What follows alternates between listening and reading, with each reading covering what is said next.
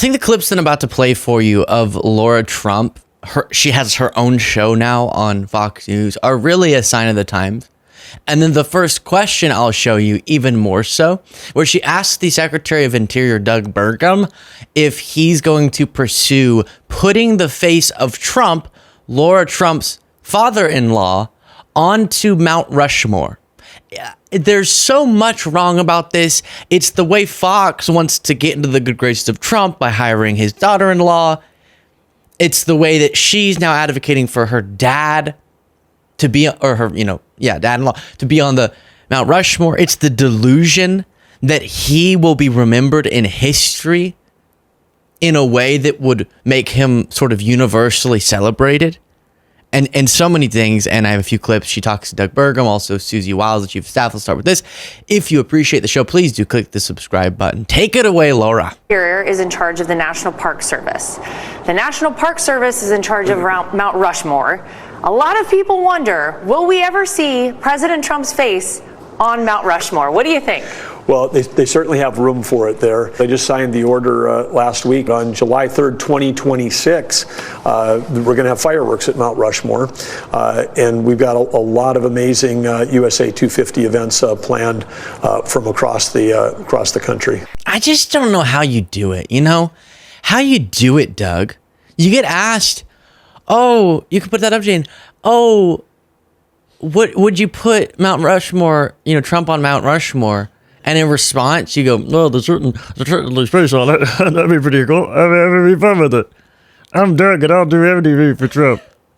And Doug's a billionaire. You don't need this. You don't need to do this weird thing. Yeah.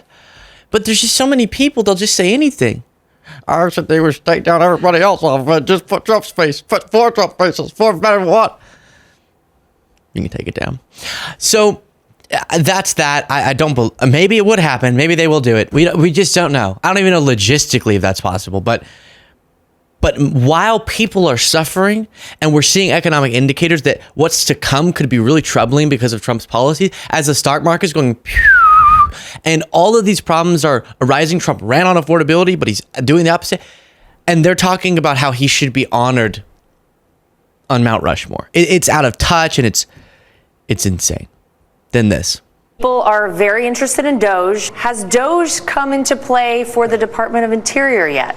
One of the mandates that President Trump had was to make government more efficient, more responsive, more transparent, more accountable. We're trying to actually reduce the spending. If we can take the spending down by $1 trillion, if we can use our resources to bring the revenue up by $1 trillion, we'll balance the budget. When we do that, interest rates will fall. It's like we're emptying the barn out into the yard, and then the people that are in charge are going, hey, should we put this thing back in? Do we really need it or not? So we're just literally cleaning house. Secretary Doug. So in this analogy, the thing that's being put out on the yard outside of the barn and not being put back in is food support for children, as one example. So that apparently that's what needs to be put out on the yard, and not brought back in the barn. You gotta get put and listen, what? Jaden, that tickled Jaden. But Doug here is not wanting to answer for the fact. Lara Trump, I almost said Laura Ingraham.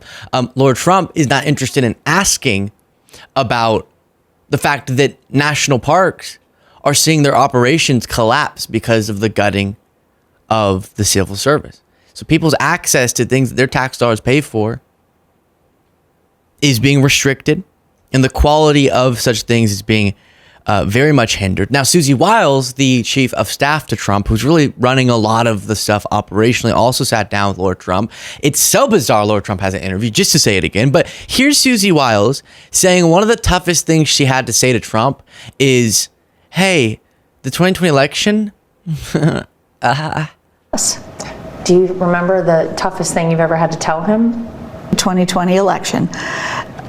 Coming to him after the 2020 election in 21 and telling him that what he thought was the circumstance wasn't, which is how I got into all this. He said, well, can you fix it? But he's such a resilient person, and he's seen so much. It's very hard to surprise him. This is not your... He's such a resilient person. Do you know, I looked at him and I said Don, you didn't win. And he then went on to cite or to incite an insurrection, to illegally try to stay in power, and then lie about it and destroy the fundamental belief in our democratic process, all because he couldn't accept the election results. And I mean, what, right? I mean, if I've seen resilience, that is it. Because the epitome of a strong man is wanting to be a strong man. The epitome of someone who has resilience is someone who will burn down the entire country because he didn't want to accept he lost to Joe Biden. Do you see? Does that make sense? Does that make sense to you, Laura? You know what I'm saying, Laura. You know what I'm saying. And then this. She may be considered an unsung hero. She hopes her legacy will live on. What do you hope your legacy is? What do you hope people remember about your time as White House Chief of Staff? That is such a hard question because I don't think that way. I want him to have, I want a world at peace. I want an America that's strong. I want a border that's secure. I want an education system, something we don't talk about as much, but I'm passionate about, that will position our kids to meet the future, whatever that may be. And to have had a little part in that is an honor. Well, you are so great to sit down with us. I know that this is maybe one and only with Susie Wiles. So, well, it's so wild, right? It's so wild. That the one of the things she cites is I want education to serve our children, as her administration, partly at Trump's direction, but then she's helping to carry this out, is dismantling the Department of Education. They say that's because it'll make it better, but we can directly see how it's going to make it worse. And the funding and the programs that support children in schools, that the reason they were implemented is they weren't there before, and the failures of disproportionately red states who refused to make those investments properly, then had to be supported by the federal government. So you can imagine, and we do, sometimes they'll overstate the educational problems we have, but we do have educational problems, obviously. The solution to that is not to dismantle, but instead improve the institutions that should be serving our children. But they believe if you could create this just privatized education system, then that would be, well, I don't know if they believe it'd be the best for the kids, but they believe it would be the best for somebody. She also used this phrase, which who even knows why she used it, but it does harken back to some dark times. Ask you about your overall goals for this White House over the next 4 years. What do you have in mind? Right now, we're very invested and involved in a trade conversation. He's trying to settle a war. These are heady, big things that are important, not for now, but for the future. Rebuilding the American economy, getting all these criminals out of our country, peace in the world. I see my job as just sort of keeping the trains on the tracks and running on time here so that the subject matter experts, and particularly the president and the vice president, can do what they need to do to. That keeping the trains running on time thing, just sort of an interesting, I don't know, maybe I'm reading too much into it, an interesting phrase given how people have used that before, but again, maybe I'm reading too much into it. Jamie Raskin warning of, while Wiles will try to make this all sound real nice, what is happening under her watch, under Trump's watch, under Elon's watch, which is now if any branch of the government challenges us, if legitimate actors across the government that are tasked literally with the checks and balances process, if they get in the way, they're now the enemy. Well, I mean, look how sick that is. Basically, anybody who has rendered any ruling they disapprove of, they think should be removed from the bench. Any lawyer who's ever represented a party adverse to them, they think should be cleared out of the way. I mean, that is in naked opposition to the rule of law.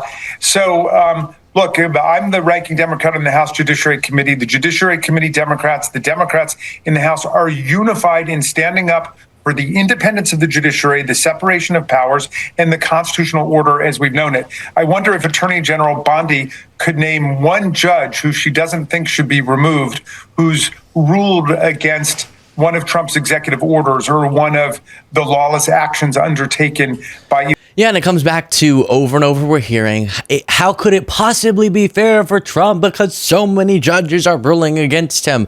Okay, one interpretation is that that's because the judges are going rogue and they're just trying to stop Trump. Another interpretation, a correct interpretation, is that Trump is just in an unprecedented way acting outside of, in violation of the law and the Constitution over and over and over and over and over again. And so that's why judges keep going, this, whoa, this, that. It's not because there's a conspiracy to stop him, but because his agenda is being stopped by our Constitution, or it should be stopped by it. Share your thoughts in the comments, support the show, get the members only bonus show by clicking that join button below.